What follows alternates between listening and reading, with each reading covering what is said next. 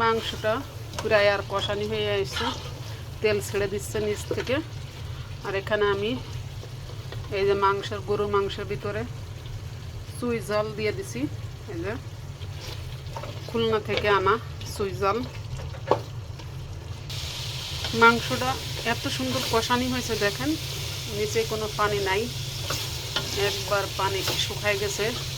আর মশলা মাংসের সাথে একবার মিশে যাইতেছে, সরাইলে মাংসের সাথে মশলাটা সরে যাইতেছে। আর কুরবানির মাংস যেহেতু আমি একটু তেল কম দিছি, ঝোলের পানিটা আমি দিয়ে দিছি। এই যে দেখেন মাংস বেশি আছে, কারণ আমি ভালো করে কষাই দিয়ে নিয়েছি, মাংসটা সিদ্ধ হয়ে গেছে, এই জন্য ঝোলের পানিটা একটু কম দিলাম। মাংসটা আর প্রায় হয়ে আসছে। ওই যে দেখেন দেখা যাইতেছে ঢাকনার নিচ দিয়ে। এ সাইডে আমি জিরেটা টেলে নিছি, লাস্টে জিরে টালা দিলে বেটে সুস্বাদু একটা মশলার একটা গ্রান আসে। হ্যালো, আসসালামু আলাইকুম। আপনারা সবাই কেমন আছেন? আলহামদুলিল্লাহ, আল্লাহর অশেষ রহমতে ভালোই আছি। এখানে আমি মুগ ডাল আর আছে আসসালামু আলাইকুম আমার কলিজার টুকরারা, আপনারা সবাই কেমন আছেন? আলহামদুলিল্লাহ, আল্লাহর অশেষ রহমতে ভালোই আছি। এখানে আমি মুগ ডাল আর মসুরির ডাল, তারপরে টমেটো আমড়া দিয়ে রান্না করলাম।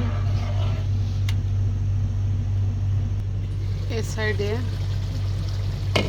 বাংলাদেশ থেকে আসা গরুর মাংস এই যে রান্না করতেছি, কষানি চলতেছে। কষানি হয়ে গেলে তারপরে ঝোলের পানি দিয়ে দিব। আজ জুম্মার দিন, জুম্মা মোবারক সবাইকে। সবাইকে জুম্মার নামাজের দাওয়াত। ডালটা বেশি পাতলা না, আবার বেশি ঘনও না, মিডিয়াম সাইজে রাখছি।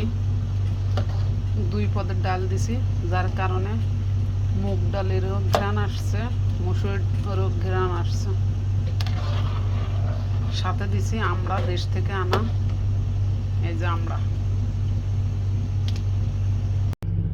ফাইনালি মাংস রান্নাটা আমার কমপ্লিট হয়ে গেছে। দেখেন কুরবানির মাংস। আর এ সাইডে আছে এই যে ডাল রান্না করছি আমড়া দিয়ে, টমেটো দিয়ে, মুগ ডাল মসুরির ডাল একসঙ্গে। সবাই ভালো থাকেন, সুস্থ থাকেন। আল্লাহ হাফেজ, আসসালামু